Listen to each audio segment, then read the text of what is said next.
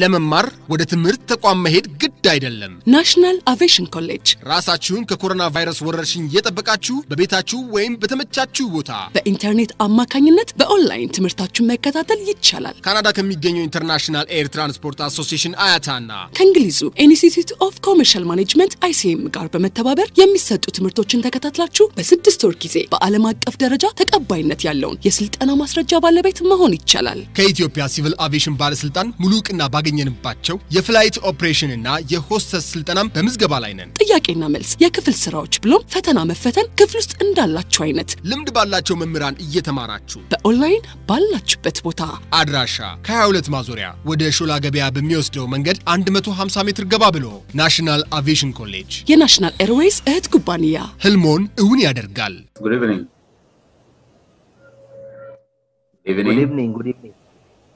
Good evening, doctor. Yes, how is everybody? You know, most of this has been covered previously. Just to remind ourselves, what is change? What is business change? Why should organizations change? Because of course, you know that whether you like it or you don't like it, change is there. Every day it is change. The best thing is just to see how you can manage that change and make the organization benefit out of it. Because change is inevitable. Maybe you may not like it or you may like it. I always say from the time you sat down there 10 minutes ago, a lot of change has taken place.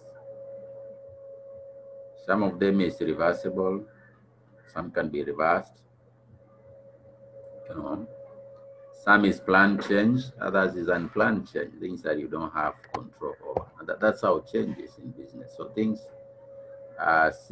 change, and therefore, especially when you talk about the triggers of change that are more powerful, especially from the business environment, then the best is to be able to see how we can manage that change and steer the organization so that, because the organization is a going concern, that the organization continues to offer services and products into the organization. The other time we were discussing about COVID and airline industry, and we said now most airline industries, although now it's like the world is managing COVID now and economies are opening back slowly. But previously there was last 2 months, no air transport, completely shut down. Only cargo plane. That's a change.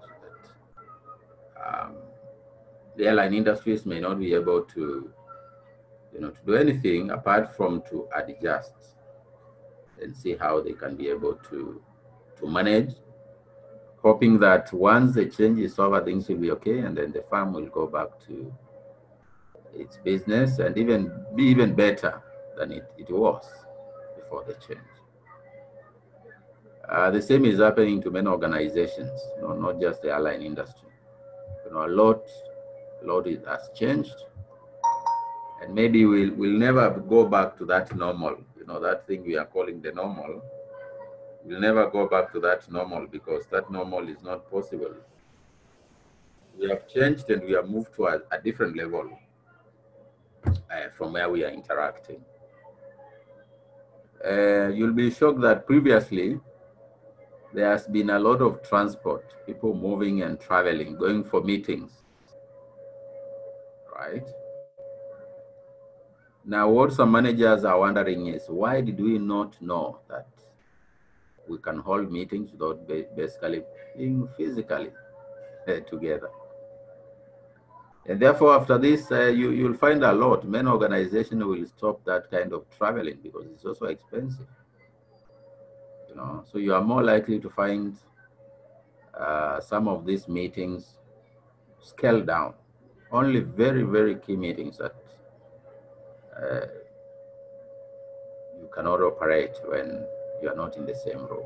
You'll be shocked. Very, very many even seminars and conferences may be operating line. And this is now what change brings in an organization.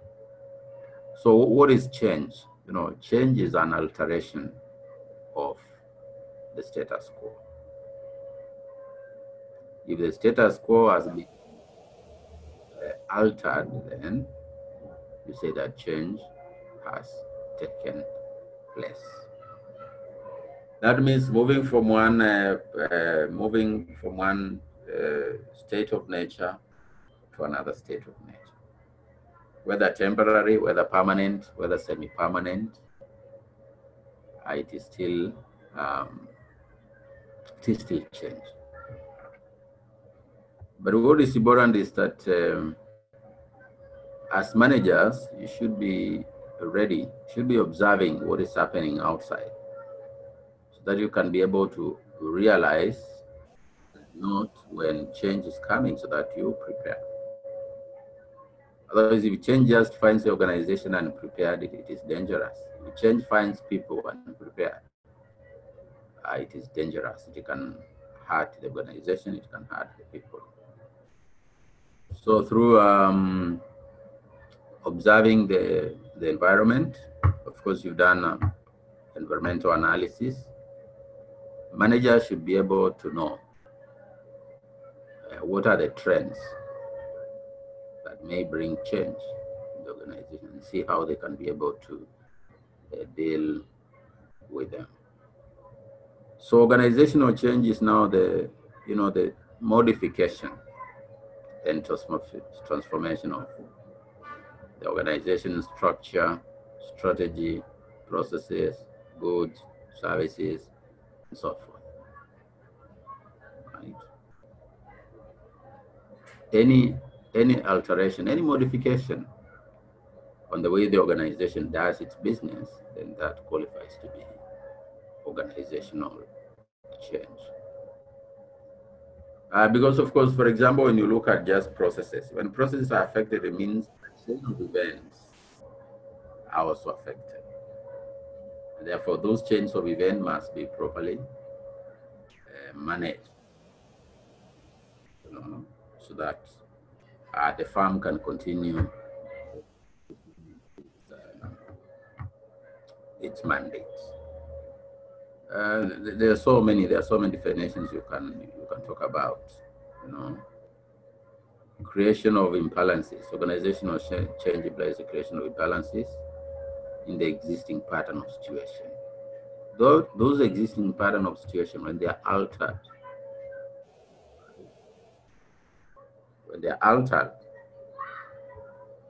then it means that modification has to be taken care well, because alteration means an adjustment that may either bring positive or negative impacts on the organization. Therefore, the organization must do some readjustments to make sure that the firm is still competitive and it can be able to execute its mandate. And what is change management? Maybe it's the conscious and concerted initiative effort. Conscious in the sense that management must consciously, they sit down and plan how to deal with the uncontrollable forces that are bringing the shifts in the environment. So it does not just come by good luck or by bad luck. It's organized. So we are saying it is conscious. There should be a pattern of events that takes place so that the management can be able to deal with those changes. You can also say that it is the approach of transitioning individuals, teams, organizations to a desired future state. That's what we are calling. It's a structured approach. Yes, it is organized. It is structured. It means it is well organized transitioning individuals, organizations from a current state to a desired state. Right? So it means to prepare to support individuals, teams, organizations in preparing for that future change. Again, it's conscious effort to make sure that the firm faces the future stably. So you can have so many definitions, process of organizing, coordinating of that environment to ensure that the process of change are implemented. Are implemented according to the plans. That's why we are saying it is conscious. That's why we talked about policies and procedures. Right? And then now, what is strategic change management? Yes. Now, this one now directly falls on our scope of study. Right? It is now dealing with the goals, objectives, mission, strategy of the organization to make sure that it meets its mandate. So there's a lot of literature here, and you can be able to study much about them. Of course, what are the forces of change? You call them triggers of change. These are the forces that precipitate change. We have what we call external forces, and we have what we call internal forces. Most of the external forces fall under PESTEL, which you know very well. We've even done PESTEL analysis, SWOT analysis, capability analysis. I think you've done that. PESTEL means political, economic, socio-cultural, technological, ecological, and legal forces. So under each one of those, you'll find there are different aspects. For example, if it's economic, you'll find prices, finance issues, taxation a little bit, although taxation is more political, right? If it's socio-cultural, you'll find demographic issues there, culture, and so forth. If it's political, yes, you'll find leadership and governance in the country, political parties, and so forth. So these are external triggers of change that precipitate the change in organization. So when we are doing environmental scanning or environmental monitoring, the management should put their eyes on those small items. They are called elements in the, the elements in the environment, so that in case of any change, whether it is permanent or it is temporary, the management are aware. Now, sometimes we may not need to change. We may not need to do anything based on the change we are facing, especially if the change is too minute, it's too small, and it doesn't have a lot of implications for the organization. But if the change has big implications to the organization, then the management must have a strategy to deal with that change, either by adaptation, adaptation, and so forth, to be able to fix those challenges. And then, of course, there are also internal forces, which are eminent to the firm, that also affect, that also trigger change in the organization. We have human resources, we have managerial behavior, managerial decisions. We have things like strategies, things like visions, our internal objectives, and so forth. Things within the key suppliers, not suppliers, but the key stakeholders. For example, when you talk about, management are also part of the key stakeholders. When you are talking about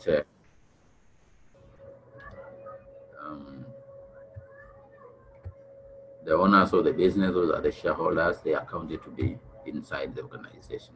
So those are environmental internal forces that take place.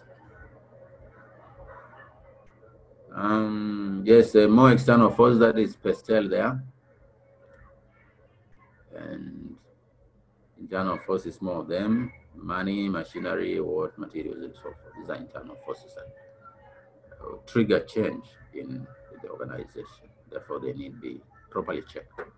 Now, we have three major levels of change in organization. We have what we call individual change, that's within the person, the physical move a person, or the individual. Right? Because the individual unit, because it is the individual who is directly affected. For example, if there is a job assignment, there's a physical move from one department to another, from one station to another, from one branch to another. That is called individual level change. It is not significant to the organization, it is significant to the person.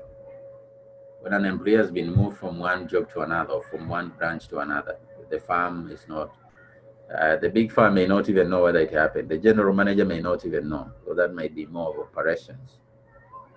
And then you have group level changes that are done within the departments and the groups within the organization, the sections, that may affect things like workflow, job design, and all that. And these changes are a little bit powerful, therefore it's into the attention of the management, and they monitor what is happening. For example, workflows can affect the performance of the whole organization. Therefore, they are in the eyes of the management. And then lastly, you have organization changes. These are the ones that now directly affect the organization and threaten, in a way, the existence of the organization. Therefore, these are the ones that now the management must be very, very careful when dealing with, because they can easily, yes, Samuel. You said that change could be structural, or it could be a change in terms of products or services. So my question emphasizes on change in products or services. When do we call a change happens in terms of product or services? Is it when we institute a strategy of liquidation, or these defensive strategies, or a diversification strategy, or is it simply a change in products? I want to emphasize on this question. Yes, Samuel is asking, what is product change? What is product stroke a service change? Because a product is a general that captures both the physical and the non-physical. Okay, who can answer for that for us? What is a product change, for example? Anybody who can assist? Remember, today is our last day and people have to participate. I know I normally check attendance. Remember what is going to happen to those people who don't answer questions. Anybody can answer, please feel free, raise your hand, put your mic on, and tell us what is product. What does it mean? Product change. No hand up. Okay, product change, basically, what you describe is part of product change. You can change the shape of a product. You can change the packaging, still is part of change. You can change the price of a product. You can change the mechanics of a product. Maybe you change the formula for manufacturing. All that is part of product change. Right? So it's wide, including diversifying. That is coming up with a completely new product within the portfolio or outside the portfolio. It's still part of product change, including retrenchment. If your portfolio was big And then you minimize the portfolio. That means you remove away some products and remain with only the products that are performing well. Still, that is product change. So it's a wide range of activities that affect the product and the service per se.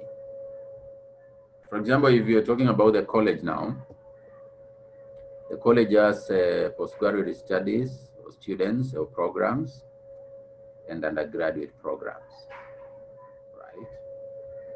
If today you are to start a course in public health, you are diversifying, therefore you are doing product change. That means for the college to do public health, it must have good laboratories. That's a change. You see now product change brings other changes in the process and so forth. So all that is part of product change. Now, if it is at the School of Health, public health, and it wants to do away with it, that's still product change on the other hand. But anything that affects the physics and anatomy of a product or a service is considered as product change. I hope I'm clear there. Samuel, are you comfortable with that? Any change, any modification is part of product change or service change. So those were the levels of change I was talking about.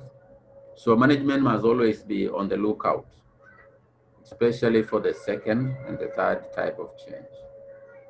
It's very taxing, and therefore it can easily affect a lot of, it can easily affect the performance of the organization.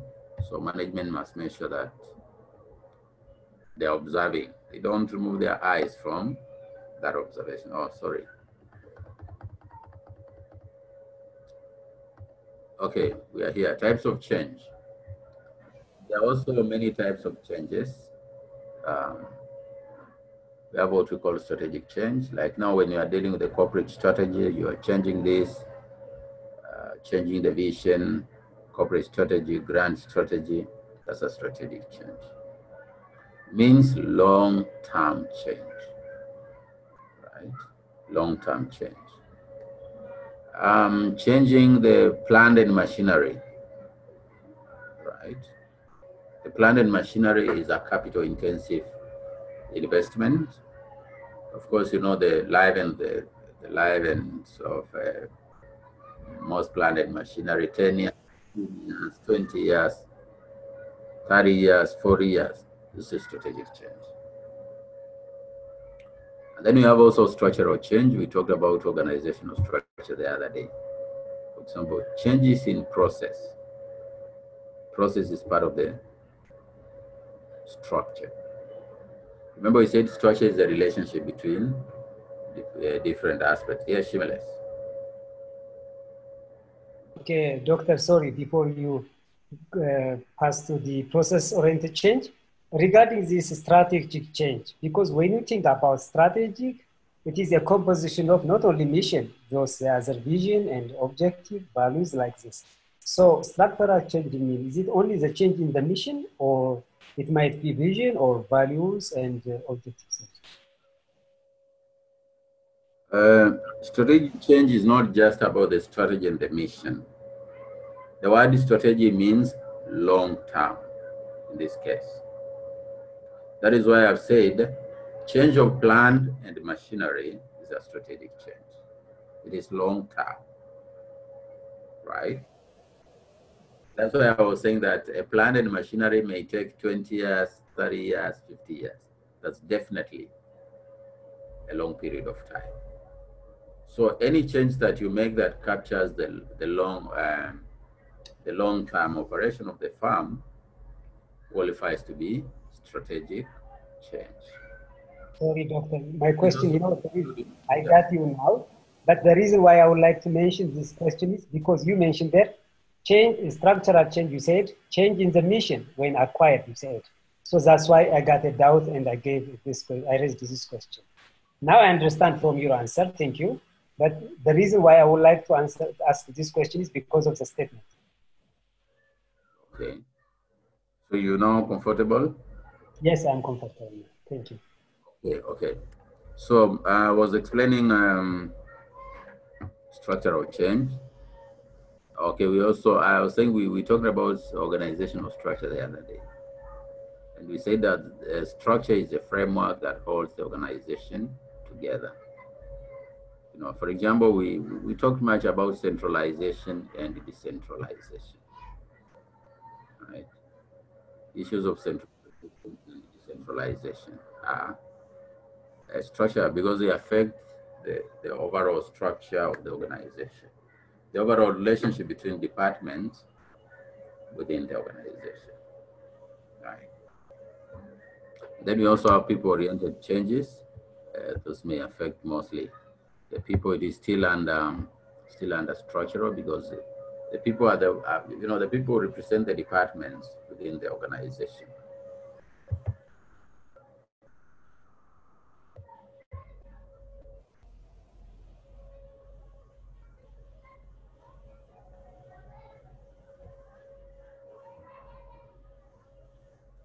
Then we may also have planned change.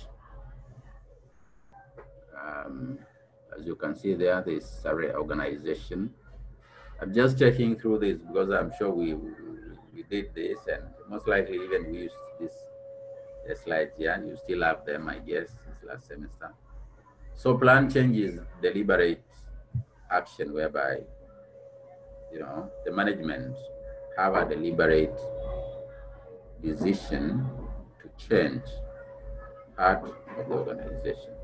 The opposite of that is unplanned change, right? Whereby you don't plan, but it happens. There's also what we call a deliberate change, although deliberate change is more of a planned change. There's also, okay, this is unplanned change, you don't plan for it, but it happens. There's also what we call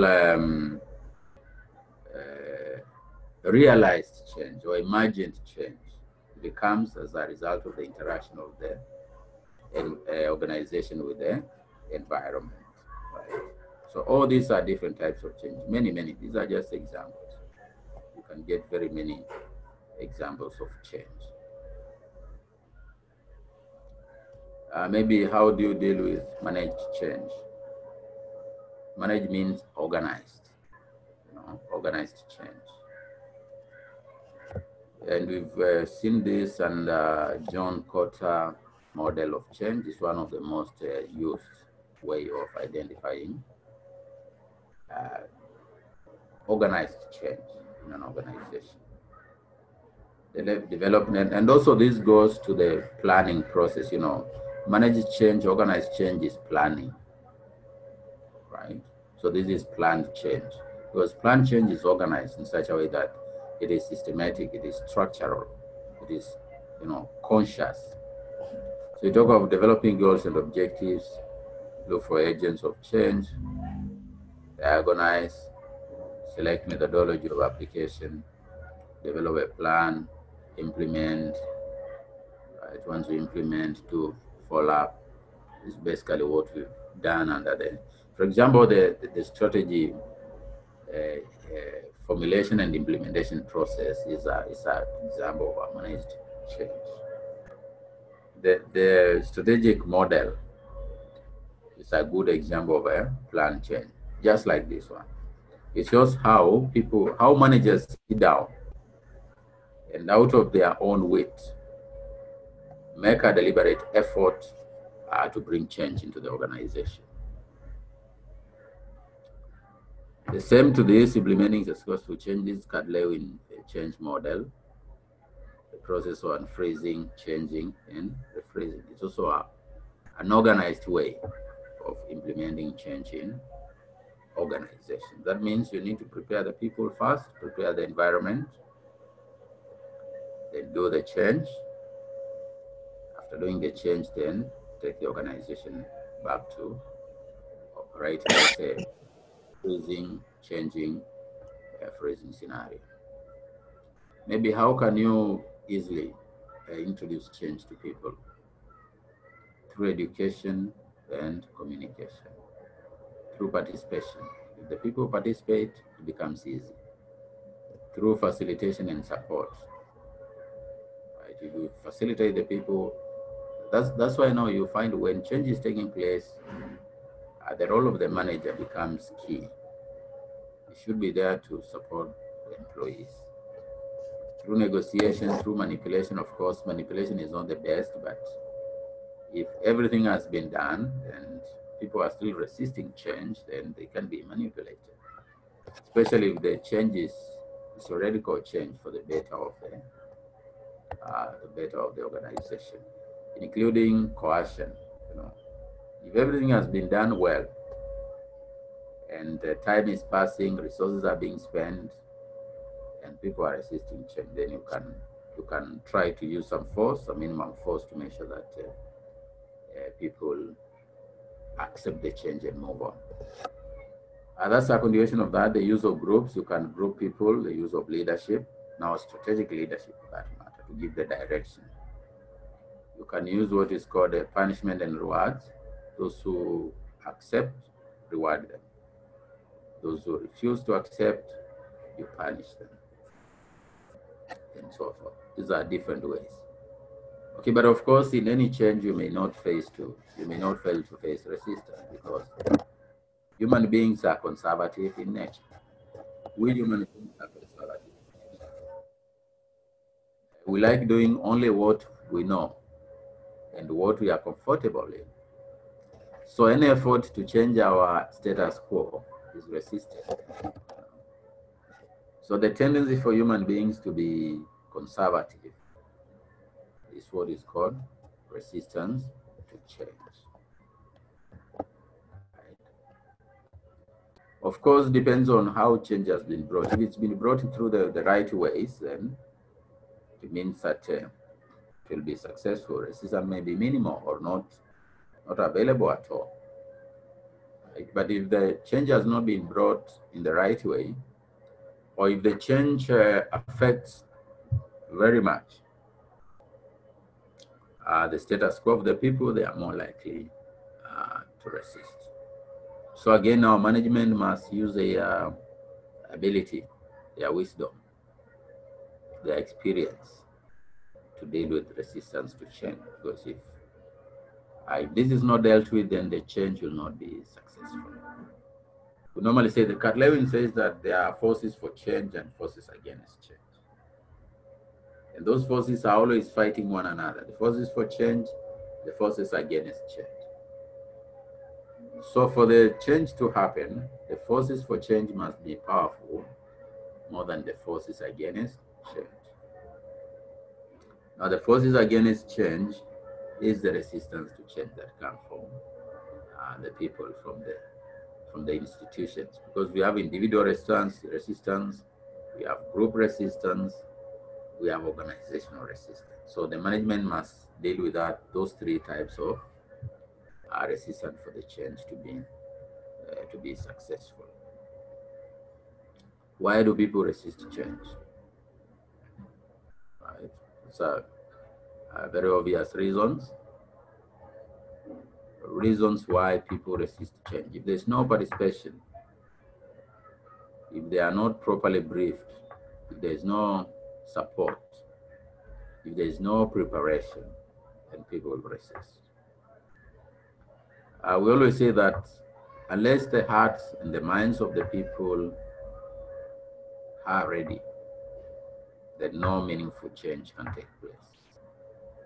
So for any change to take place, must deal with the hearts, the minds of the people.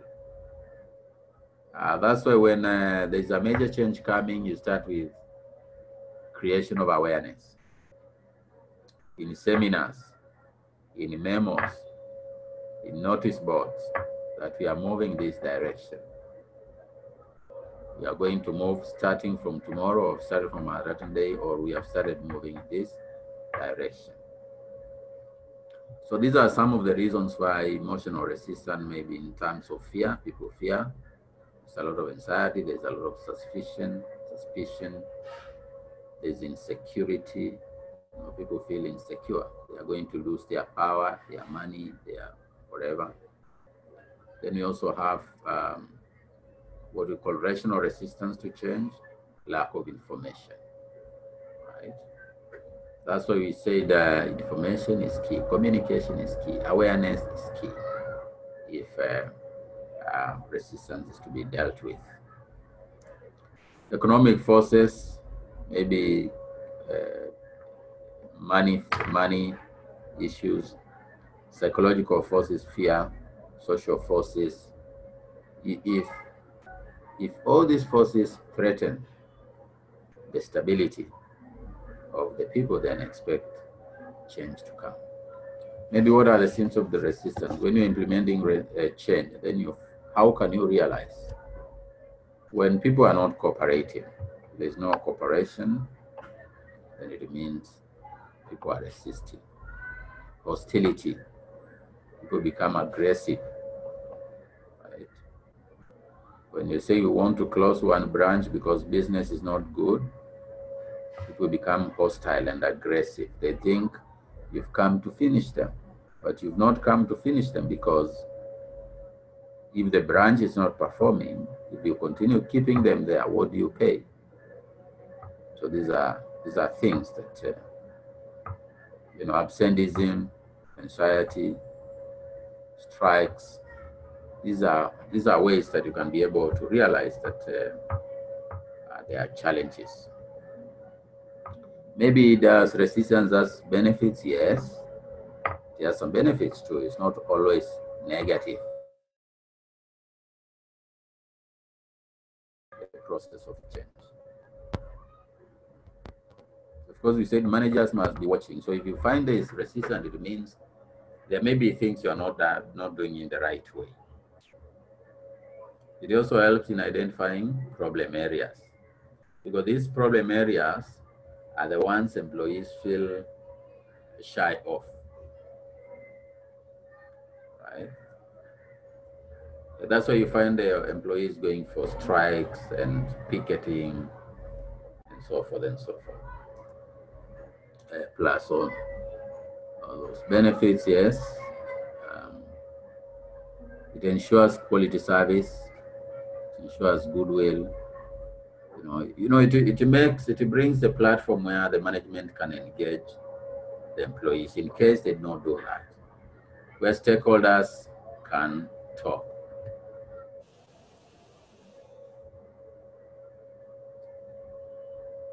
It also improves performance, because if the issues are addressed, then efficiency and effectiveness increases.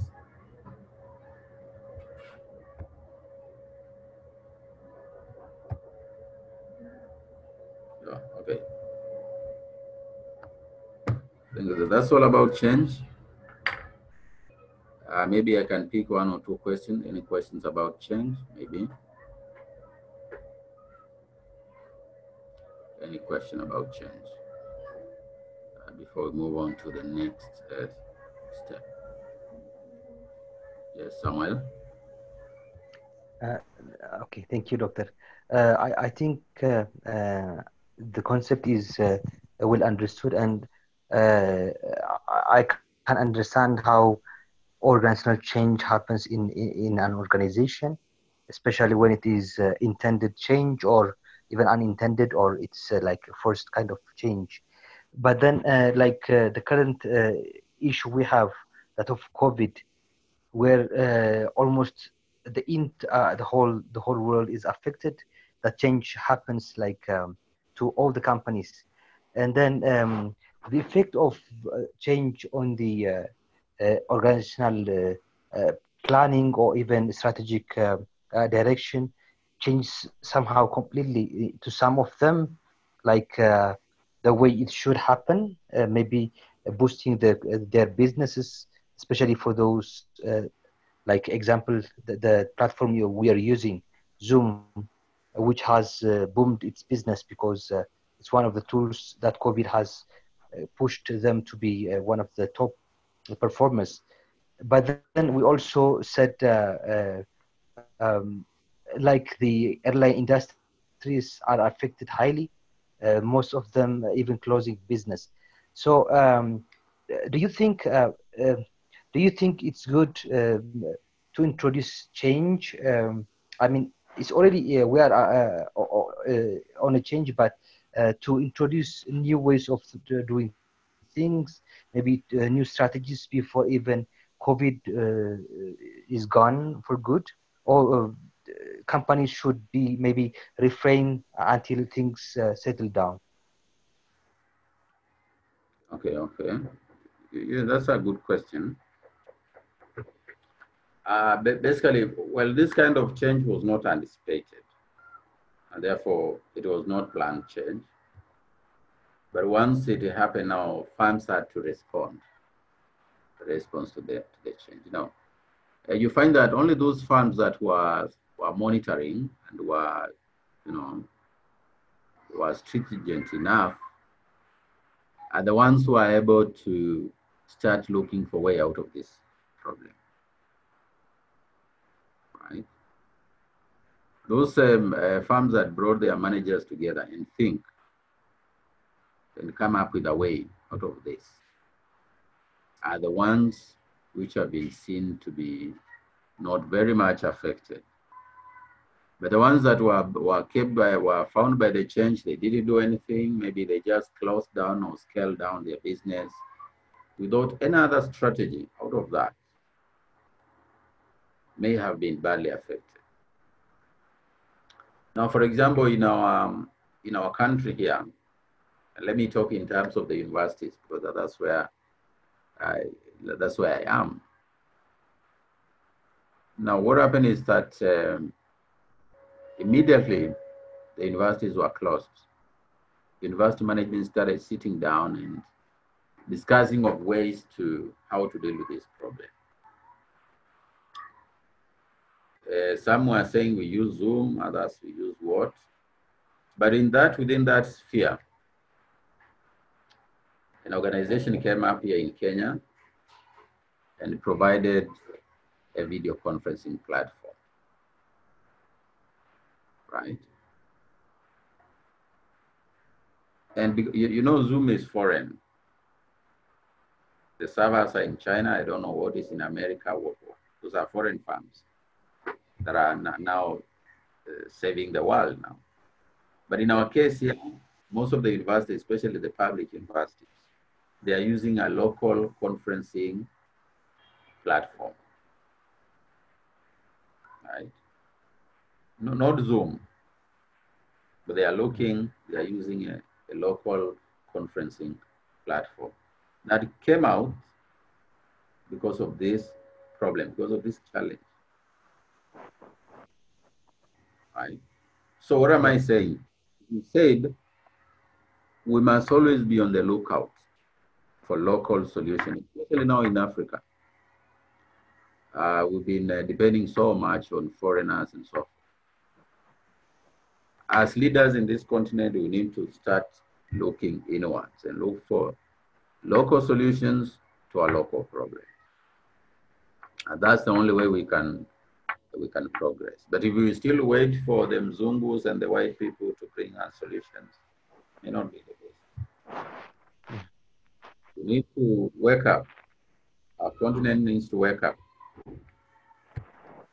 See how we can be stepping up. Because the problems we're facing here are not same problems in the developed world.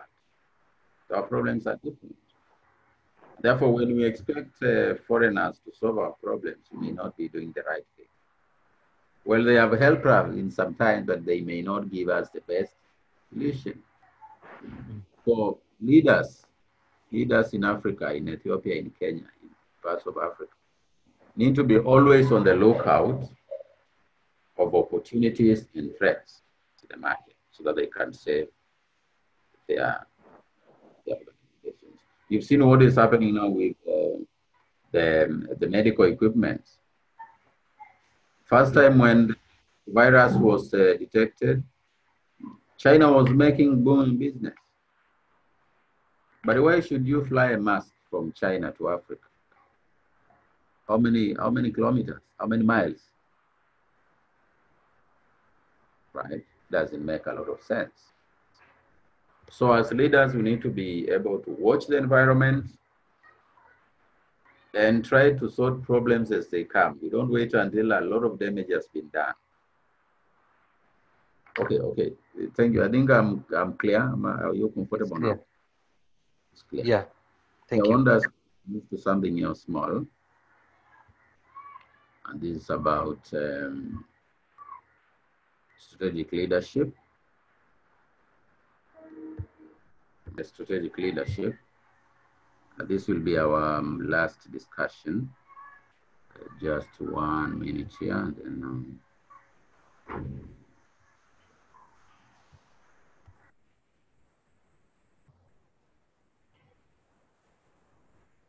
now I want us to briefly talk about strategic leadership and see what are the interests here. And this is basically our last discussion. Now, what you need to know is what is the role of strategic leadership, and what's the role of teams, what's the role of management in managing the internal and external environment, what is the value of strategic leadership, and then these are the objectives you need to understand. See what is the role, what functions, what roles, what significant roles do managers perform under strategic leadership. The importance of strategic leadership in managing the firm's resources, very, very important. Discuss the importance and use of organizational controls, because leadership controls what is happening in the organization. What is the role of leaders in ethical management? Because ethics and leadership, we talked about corporate governance, is one and the same, it's a twin. So just briefly, we need to understand who is a leader before we go to strategic leadership. Who is a leader? Who is a manager? This discussion has been there for many years. A study is done. Some say a manager does this, a leader does this, director does this, a manager does this. But surely, how are they different? How is a leader different from a manager? Why not management leadership? Why not strategic management? Why strategic leadership? So basically, a leader is a person who establishes direction and mobilizes resources to be able to assist the firm to focus on its objectives. A person who produces change and movement, establishes direction, yes. The word direction, you'll find it very, very much there, because leaders provide the direction to the organization. A person who influences, yes, giving direction is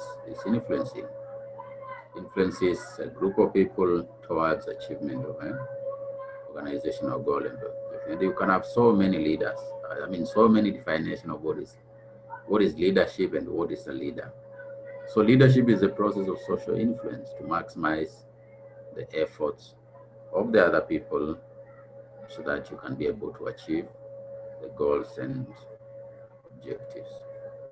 It's a process of persuasion. And social influence is persuasion, whereby one person takes the mandate and tries to guide the organization through some organizational processes until some results have been realized.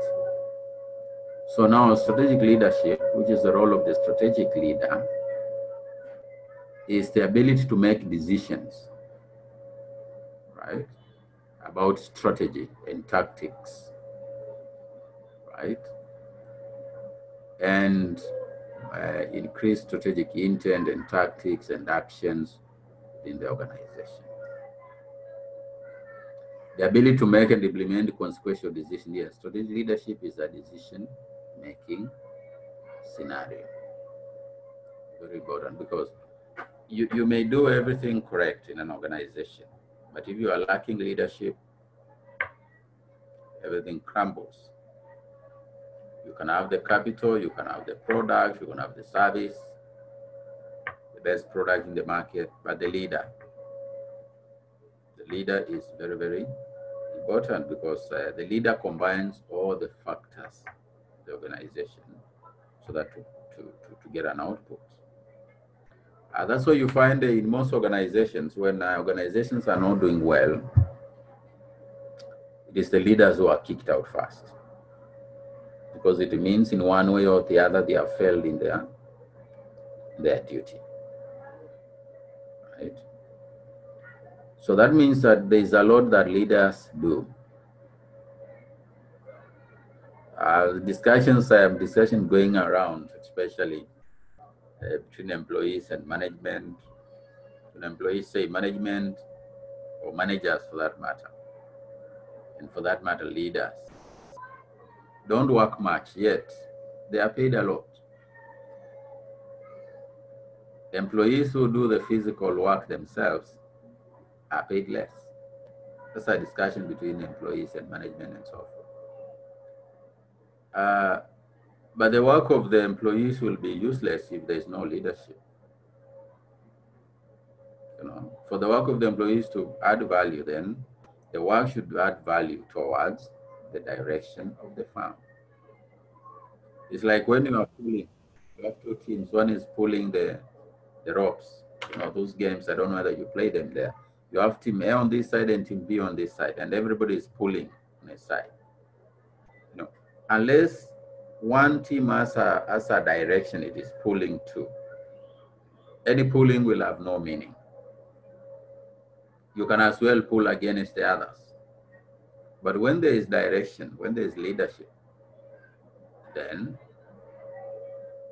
the best results, it's possible, you are able to get and register the best results. And that is what now leadership brings in organizations. Now we have the strategic leadership model, which is about anticipating, articulating, aligning, and assuring. Those are very, very important terms. You need to anticipate what is going on here. You have to anticipate. The leaders must anticipate that and tell the employees, this is what we are doing because we want to do this and this and this and this. And then you also have to do articulation. What needs to happen here? We want to change. We want to open a new branch. We want to move out of the country and invest in foreign markets. How do we make it happen? You know, you have to show the strategies. How do we keep making it happen? How do you maintain? How do you maintain that organization? How do you maintain the organizational competencies or competitiveness in the industry? And that is assuring. The leaders must be there to assure everybody, right, that we are doing the right thing, and we continue doing it. You know, and this will goes and goes and goes and goes around. That assurance alone is very important in an organization. It means that the leaders are in charge of what is happening there. Okay, that's the same explained there. So you can see a leader in the middle there trying to assure, anticipate, you know, articulate, create direction, share the reality, set strategies, and then align, connect with the people, create conditions for success, you know, and then assure. You assure the people it's going to happen. If we do this, it's going to happen. And therefore, strategic leadership starts with that's just a continuation of that model there. Develop the strategy, the vision, the mission, right? Translate that strategy into measurable targets. Plan the operations of the firm, you know. Once you've done that, then communicate that. Monitor and learn. Then test and adapt strategy. This is purely a strategic leadership decision. Of course, inside there is you find stage 1, stage 2, stage 3, stage 4, stage 5. But at the end of the day, we are looking at the performance. All these strategic leadership actions should make sure that There is profitability, for example. Our strategies are working, right? And so forth. At the end of strategic leadership, you also have strategic thinking. This is a process of identifying, imagining, and looking at possible ways of managing and operating within the environment. That is called strategic thinking. Trying to make sure that you are bringing the future of the organization by thinking big, by looking at the future, what you may call deep and long. So managers, as the leaders, as they are in the office, don't just take tea and be happy that things are going good. You should be talking about the future. In one of the organizations, one of the manager, one of the leader had been there for around 10 years. And he had built a very big office tower for the organization, up to 20 floors. So the organization was using some of the rooms, and then they had rent the others. They were bringing income. And therefore, after some time, that leadership left. The manager left, the CEO left, another CEO came in. And when the CEO came in, the day he was handed over, he was very happy. He had gotten his dream job to be the CEO of such a big organization. And he thanked the outgoing CEO, the one he was handing over to. And he said, "Thank you for building this big farm, and also building this big house with the 20 floors and above. You are surely strategic. And that is good for the organization." But the man who was handing over, he said only a few words. And he told him, "My friend, you are the one in charge here. Don't just come here and sit down and start enjoying yourself. We made a lot of sacrifices to have this building where it is, because we are thinking about the future. So don't just come sit here, enjoy yourself, and grow fat. Instead, come here, sit here, and think about 10 years or 15 years when you'll be handing over. What will you be handing over? Will you be handing over what I've just given you? Or there will be something that you'll have done that you'll be handing over to the next generation of leaders?" And that is what strategic thinking is all about. You must think ahead. You must look at you must think big. You must think deep. You must think long about where that organization will be in the near future. So it's forward, it's forward looking. በትምህርት ከፍ ብሎ መብረር ይቻላል። ናሽናል አቪዬሽን ኮሌጅ የናሽናል ኤርዌይስ እህት ኩባንያ ከከፍተኛ ትምህርት አግባብነትና ጥራት ኤጀንሲ ሙሉ ዕውቅናን ባገኘንባቸው በማስተርስ ዲግሪ MBA በስትራቴጂክ ማኔጅመንት፣ MBA በባንኪንግ እና ፋይናንስ፣ MBA በቢዝነስ ሊደርሺፕ፣ MBA በሪስክና ኢንሹራንስ፣ MSc በኢንተርናሽናል ትሬድ እና ኢኮኖሚክስ ዘርፎች በእውቀት ለመቅረጽ የበቁ ፕሮፌሰሮቻችን አረንጓዴ መብራታቸውን አብርተዋል። በነገራችን ላይ በኬንያ ሀገር ከሚገኙ ስመጥር ዩኒቨርሲቲዎች በሚመጡ ፕሮፌሰሮች የትኩረት መስክ ትምህርቶቹ መሰጠታቸው ልዩ ያደርገናል። በምርጥ የትምህርት ስርዓት የተገነባው ናሽናል አቪዬሽን ኮሌጅ በመጀመሪያ ዲግሪ በአቪዬሽን ማኔጅመንት፣ በሆቴል ማኔጅመንት፣ በአካውንቲንግ እና ፋይናንስ፣ በማርኬቲንግ ማኔጅመንት አስተማማኝ ትምህርት ይገቢውና ራስዎንና ሀገሮን ይለውጡ። አድራሻ 22 አደባባይ ወደ ሾላ በሚወስደው መንገድ ላይ ናሽናል አቪዬሽን ኮሌጅ የናሽናል ኤርዌይስ እህት ኩባንያ ህልሞን እውን ያደርጋል።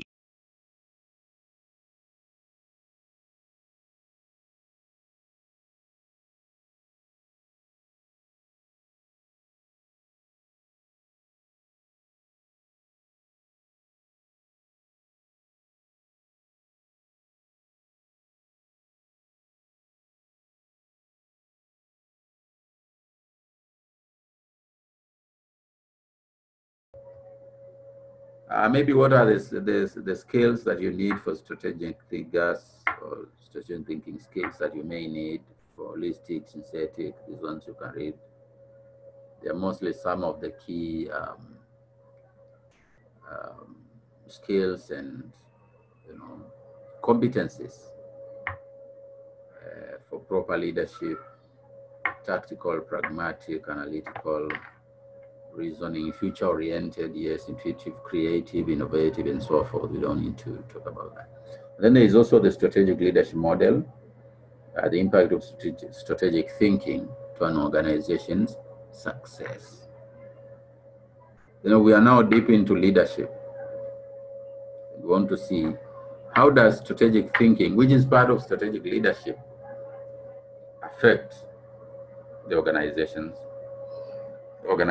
development.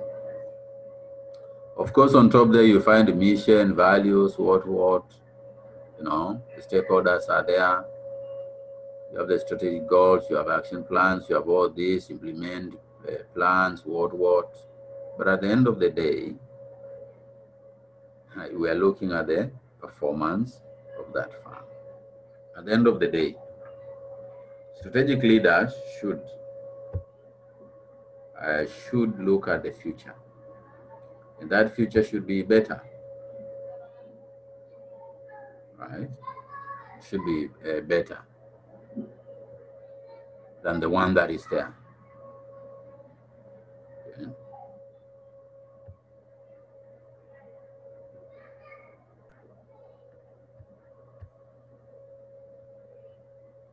Now, infusing strategic leadership with strategy management process. We've gone through the process: vision, mission, strategies, implement, then evaluation and control. Strategy formulation, implementation, strategic analysis and choice, implementation, then control. Now, how does now leadership connect with the strategic management process? Because these leaders are supposed to work within that framework to be able to achieve this success we are talking about. Now, effective leadership shapes the formation of the vision and the mission, right? If the leaders are quite effective, their vision and mission will be articulate. And therefore, they also influence successful strategic actions. For example, strategy formulation. For example, strategy implementation, right? And that leads to,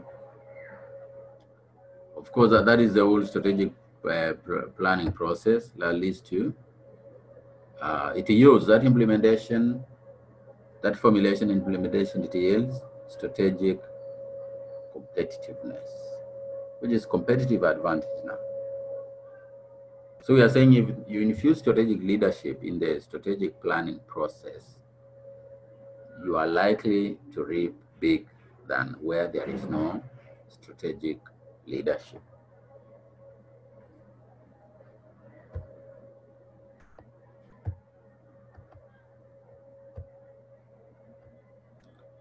Okay, then still under that, to bring now the concept of scenario planning. It's part of strategic thinking, strategic leadership, And now the concept of scenario planning, again, you can see that man there is futuristic. That's the CEO of the firm, that is the strategic leader. He's looking about the future, the near future and the far future. That's why you have future 1, future 2, future 3, future 4, whatever. It goes and goes and goes.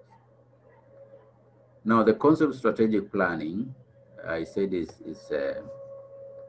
for example, now in the diagram we've just gone, you've seen strategic leader, strategic thinking leader infuses the vision, the mission, the strategies.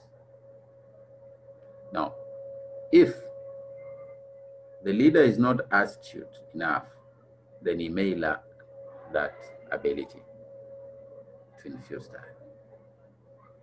So the issue of scenario planning is a way of trying to bring the future, the imagined future of the organization, and see how that future can be realized.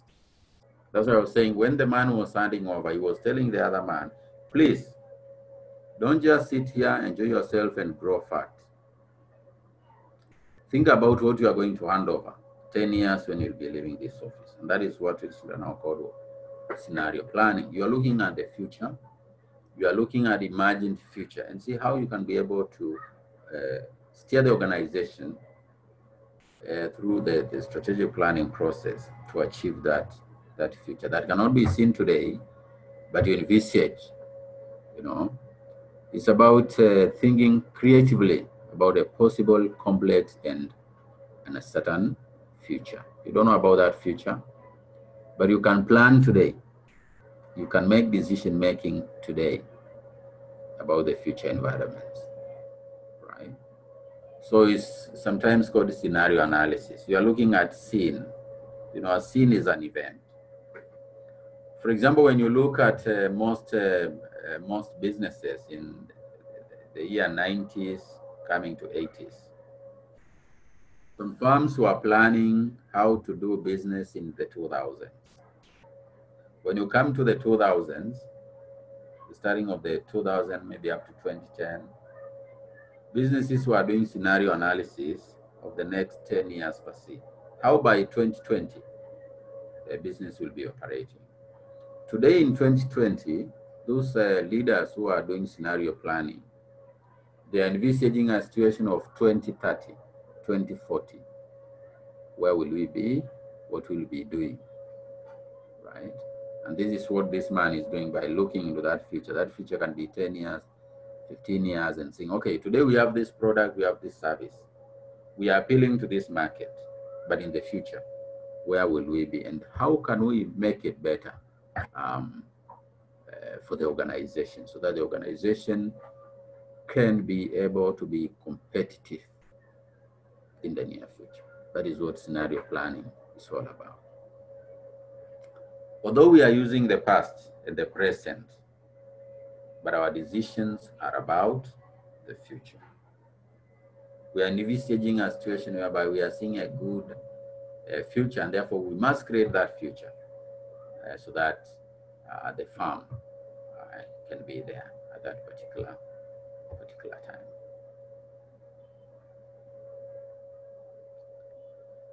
Maybe now this brings on the role of strategic leadership and style and what managers should do. Of course, they should anticipate and envision. That is now the diagram you've seen there, that man using, I don't know, it's a binoculars or what, trying to see the future. But as much as you are planning that future, you must maintain what?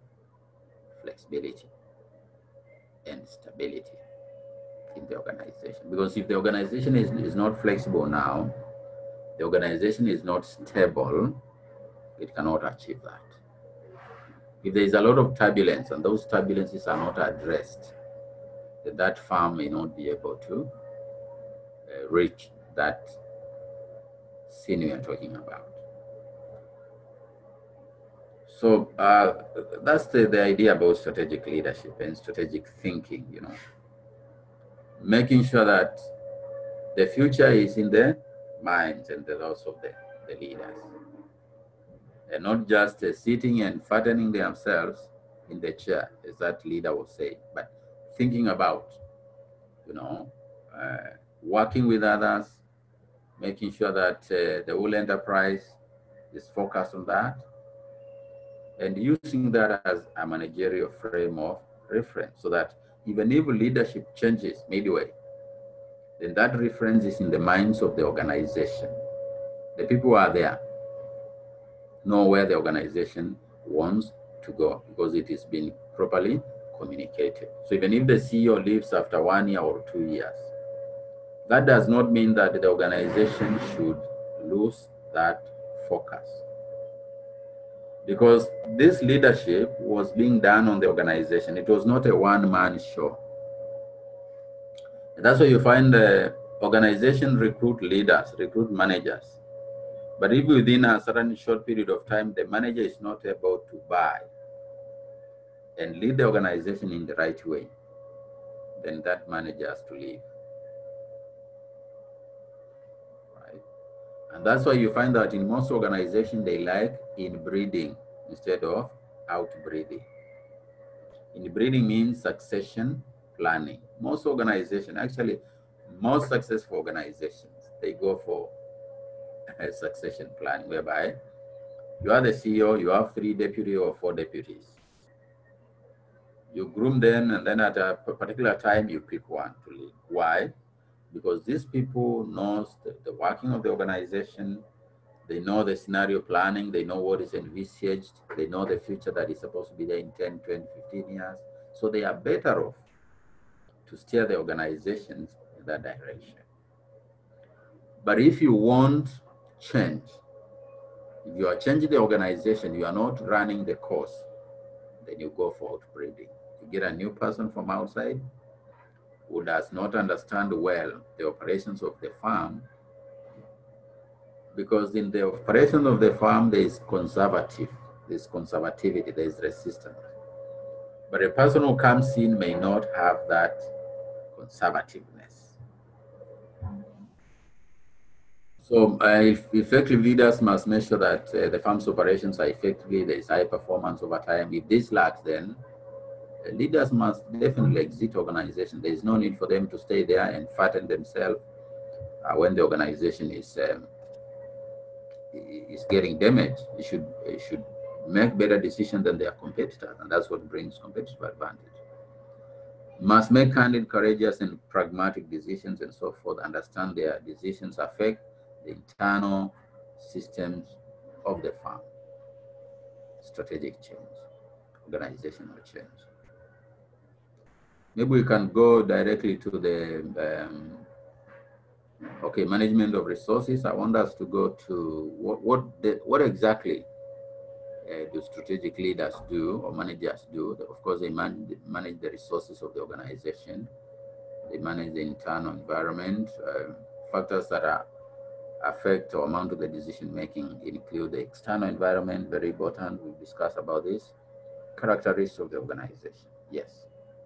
And we said if the farm wants to maintain the status road trip, then it looks for inbreeding, succession planning. It looks at the characteristics of the manager, right? If the farm wants to change, then it looks for a characteristic of manager who is change-oriented and so forth. Now, these are the factors affecting managerial decision: environmental, external environment, characteristics of the organization, the size of the organization. Big organizations are run differently. Small organizations are run differently. Very young organizations are completely run different from big or urged organizations. Organizations that are 100 years old, the one Konji was talking about, you completely will affect the kind of decision that management will make, culture, availability of resources, and so forth. Management discretion in terms of course, yes, and then we have characteristics of the manager: tolerance, commitment, interpersonal skills, social capital, all this, degree of self-confidence. They are going to affect managerial discretion. And these are the attributes that you check. If you're in the board of directors and you're recruiting a CEO, these are things that you check. You know, a good CEO needs to have those better characteristics. A lot of tolerance. He needs to be committed. He needs to have good interpersonal skills. When we are talking about relationships, we talked about inter-organizational and intra-organizational relations, external relations. We talked about social capital. A good CEO should have a good social capital, aspiration, degree of self-confidence. These are key things. Okay, these ones are explained under each one of these external environments, and you know, the industry structure, the market growth, how many competitors are there, right? For example, if you are in a market where there's market forces, free supply and demand forces, as compared to in a monopoly, as compared you are in a monopsony, you know, the decisions will be different. In a perfect market, you have to be very careful about the decisions you make because competition is very high. competition is very tough. And the issue of substitution is also very high. In terms of characteristics of the organization, that is also age, culture, patterns of interaction, and so forth. Characteristics of manager, those are well explained there, degree of self-confidence, aspiration, interpersonal skills, and so forth. Managerial discretion is the extent to which the management has that ability to make that decision. Now, I want to go directly to the roles, the functions that the managers should do. Let me go. Okay, you can read much about these theories. I want to go to the CEO and top management team powers. What is the role of the CEO? CEO duality. I think all this you can study on your own. Okay, managerial succession, very important. Under strategic leadership, you know. And we say that managers select, organizations select managers based on two managerial labor market. That's the internal managerial labor market and the external managerial labor market. Now, where you get the manager, where you get the leader is very important. If it is internal, then there is advancement opportunities, right? There is career growth and development. And people who are there, the other junior managers who are there are committed because they know at one time they can advance their opportunities. Now, if you bring a manager from outside, it's good, right, for the job. But what about the career advancement? You may lead to lack of commitment by the junior managers. An assistant manager and assistant director would wish to be the director at one point.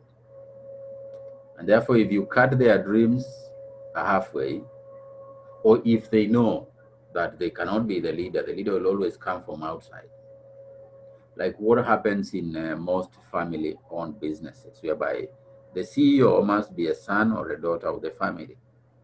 So even if they have employed assistant managers from outside, no matter how much they perform, they know that they can never be the CEO of that organization. And that is not good for the continuity of that firm. But where you are using succession planning and make sure that the lower level managers, they grow up. You know, every employee wants to grow up from supervisor to ward up to the assistant manager to the director to the CEO of that organization. So now, the managerial labor market is very tricky. You know, it is like those EPL, the likes of Samuel. You know how the managers are selected. It is a very tight decision because that simple decision of hiring or not hiring can make or break that organization. Right? Can make or break that organization. That's why you find managers who have always performed will always get a job in the industry. Because sometimes the firm does not have a lot of time to be even testing others, you know, right? But if you use more of the managerial labor, the internal managerial labor market, it leads to lower turnover among existing personnel. That's what I was explaining, because they know they are going to grow in that organization. But if you continue looking for the external labor, you may find very good people are leaving because they know maybe their chances are not there. But of course, it's an advantage of the external labor market, bringing people with fresh mindset, people with fresh blood, right? If the organization has reached its peak, then it needs a fresh mindset who can start the organization further. Now, when you are choosing the CEO, you choose between the top management composition and the managerial labor market, right? For example, you can talk about internal CEO, that is succession, or external CEO that you get from outside. right? Now, if the top management team is homogeneous means the same, composition is similar, and then you are getting an internal CEO, then it means there's stability. And that is good for the organization. Any stability in the performance of an organization, especially big capitalized organizations, is very important. So that the stakeholders, the key stakeholders, maybe the investors and the customers, do not feel as if there is any change. Because if they feel there is some change coming, they may not be very comfortable because they don't know how that change will affect them. People have invested their millions there, customers have entrusted that organization. Stable. Now, if the top management composition is heterogeneous, that is, it means it's different, and you look for an external CEO, then that is good for strategic change. Remember I said, if you want to change the organization, then it is more easy. It is more easy to bring an outsider to bring the change more than an insider. Most insiders, most internal succession planning is for stability. The firm is doing well, the term of the CEO has expired, or due to some reason the CEO has to exit, but what do? You maintain the status quo moving forward. But if there is homogeneity and you are looking at external CEO succession, it's ambiguous, you know. There's a possible change in the top management team and strategy. Now that is serious.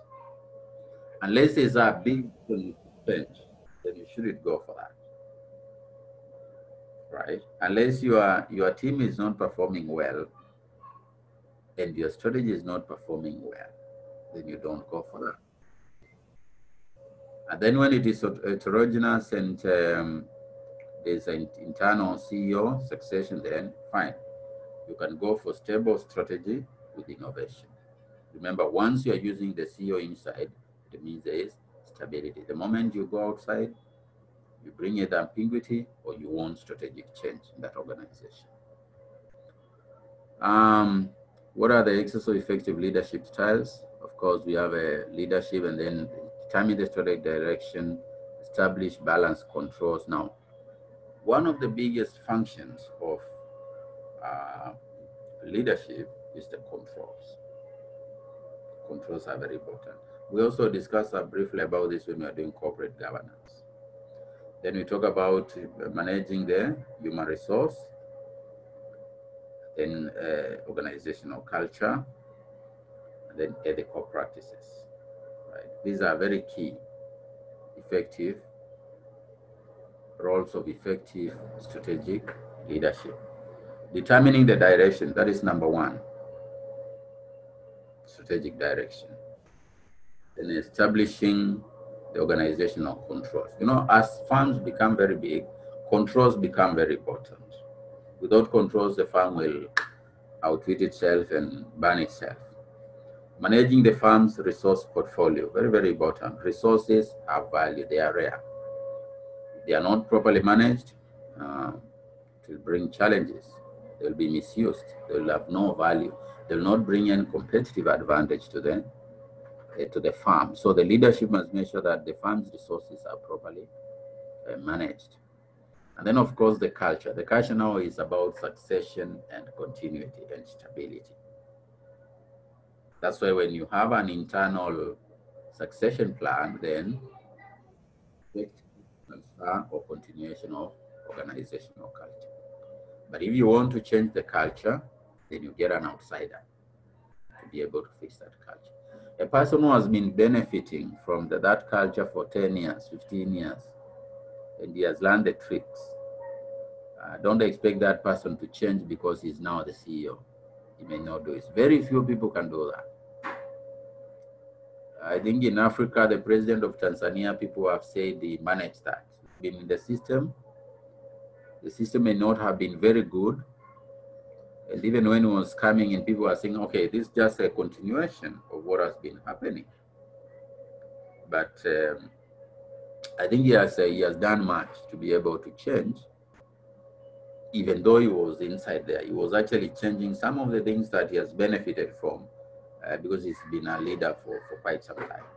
And then, of course, emphasizing on ethical practice is very, very important. This has to go with corporate governance, and it directly affects the performance of the firm. So these are the key strategic leader actions. That's the diagram I was explaining there. Very, very important.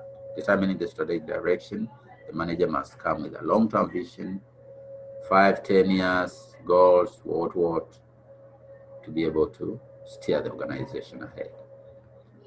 And then exploiting and maintaining the core competencies, very, very important. We talked about core competencies and value creation, how to change the resources into, assets into resources, into capabilities, into core competencies. That's the work of the leader. If he fails this, then the organization is done. Then developing and managing the human and social capital, very important.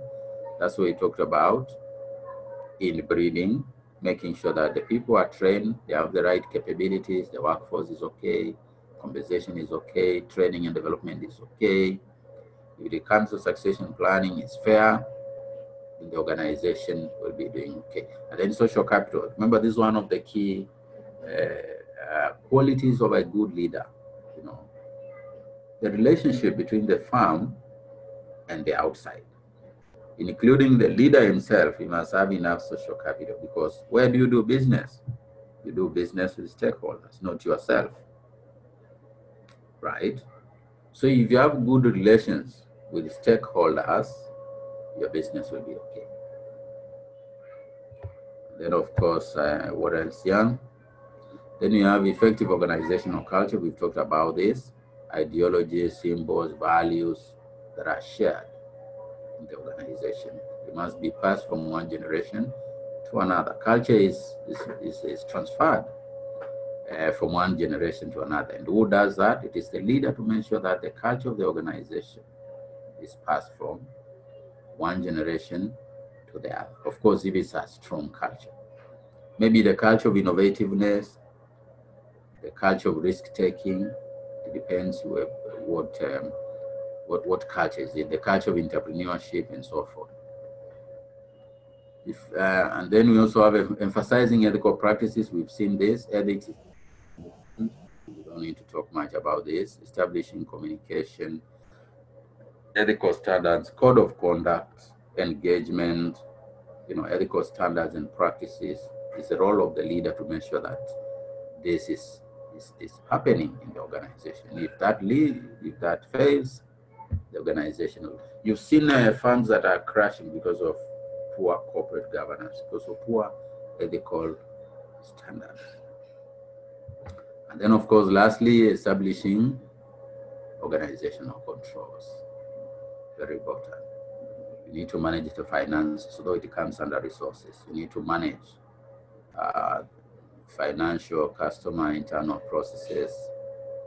Let me see. Okay, for more information, controls help strategy leaders to build credibility. To demonstrate the value of strategies for the firm's stakeholders. The CEO should be in charge. That's what we are talking about here. He should be in control of the firm. Promote and support strategic change. And these are the controls we are talking about. Financial. You have to control cash flow. You have to control return on equity. You have to control return on assets. When the shareholders come to evaluate your work as a CEO, they look at that. How is the cash flow? Has it improved? Has it reduced? You must answer that as a CEO. How much did we give you and how much have you brought to us? That's the value of the firm. Very, very important. The customers, how are you meeting customer needs? Right? How effective is your service to this customer? What quality, what is the quality you are providing in this, to these customers? What is the base? What is your customer base? And then we have internal processes, assets utilization and improvement. Remember the CEO again, don't just sit here and fatten yourself. Also improve on these assets the way other people did. And then take care of the employees, changes in turnover rates, and then learning and growth, very important. also for the employees, improvements in innovation, creativity. Products. How many new products have you come up in the last 5 years, the last 10 years? What about your competitors? Then have you properly managed the skills? That is the human resource now. Okay.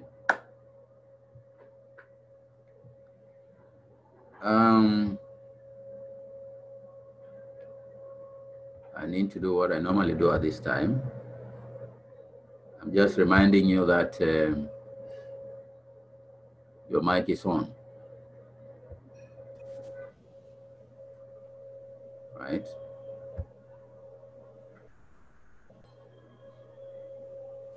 Your mic's on or off?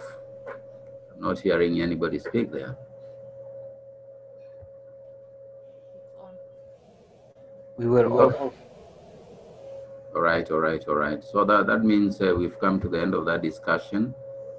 But how does a strategic leader differ from normal leadership? How does strategic leadership differ from normal leadership? We define who is a leader and who is a strategic leader. Explain the challenges facing strategic leadership. Okay. Maybe time is moving, but can we have one person to make a comment? Today being our last class. I don't know when the people will sing now, those who have never said anything. They'll sing when we make. I wanted to finish the class early so that we can give them time. It looks like the calls are time as Samrawit, you seem to be having network problems. Yes. Yes. Okay. What is your take? Can you hear people talk now? Okay, let me mute again, and then you can, if you want to talk now, you can raise up your hand.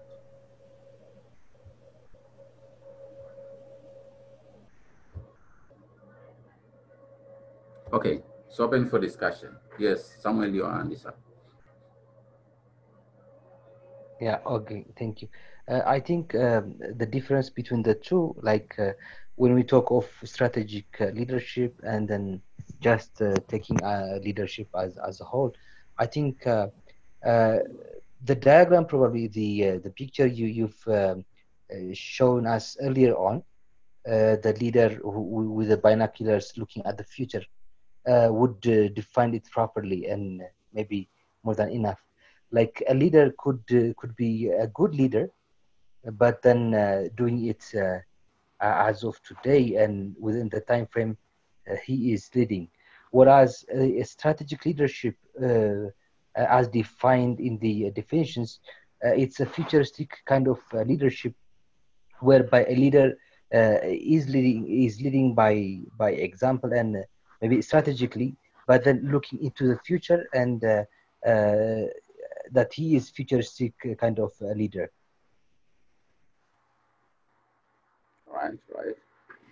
So, okay, let me see another person who is up. Can't see another person. No other person is up today. Okay, Shimeles, I think your hand is up. To my understanding, it's not that much big difference, but every leaders can be showing the direction and try to influence on all the people. But the strategic leadership is the one who try to see the future, thinking long term. So that is, and thinking, having strategic thinking, that is the main difference. Yes, another person who can. Now the session is basically open, not just for this, but another comment that you want to raise, because this is our last class. Yes, your hand is up. Please go ahead. Okay, Shimelitz has said that strategic leadership is about the long term. Yeah, it's true that it is a long-term leadership. But on top of that, strategic leadership, it's about leading by crafting strategies that can enhance the organization's objectives and that could help the organization achieve its objectives. Because simply leadership could be based on common sense or some kind of leadership on the will of the manager. But if it is a strategic leadership, it will employ strategies which will be outlined or summarized in the organization's report or goals. So strategic leadership is more than leadership because it incorporates strategies. It looks forward. I think it's forward-looking, but on top of that, it incorporates strategies by the manager. It's not solely based on common sense or based on the assumptions of the manager alone. It is more than that. That's what I say. Okay. Another. Now the forum is open for anything you want, not just the questions. Any issue about the class or anything? Yes, Jerusalem. I think, sir, strategic, I think the tactical leadership is focused on the universal vision. It's focused on the universal vision, whereas the strategic leadership focus on specific tasks which is done today, which is linked to the future vision. So I think the major difference between the two is strategic leadership is focusing on what we are doing today, which has, of course, a link for the future vision, whereas the tactical leadership is focusing on the universal vision. And I think it's a matter of scope. Thank you. All right. That's true. Another comment, I'm trying to go through here to see another comment, none. Okay, see the chat. Now, please, could you give us one or more sample strategic plan from your experience, just to summarize and understand what we have discussed in class today? No, I'm not understanding this well. Yared, is Yared in? I'm not getting your question well because you're saying, can you give us one or more example? Is it an example of a strategic plan from your experience, just to summarize and understand what we have discussed in class today? Okay, I'm not clearly getting this question. Yes, somebody have hand this up. Please, can you go ahead? I have a question, Chair. Yes, I have a question. Yes. Okay. You clarified about strategic leadership action in the middle of your lecture. So, is it about formulating and implementing a business plan?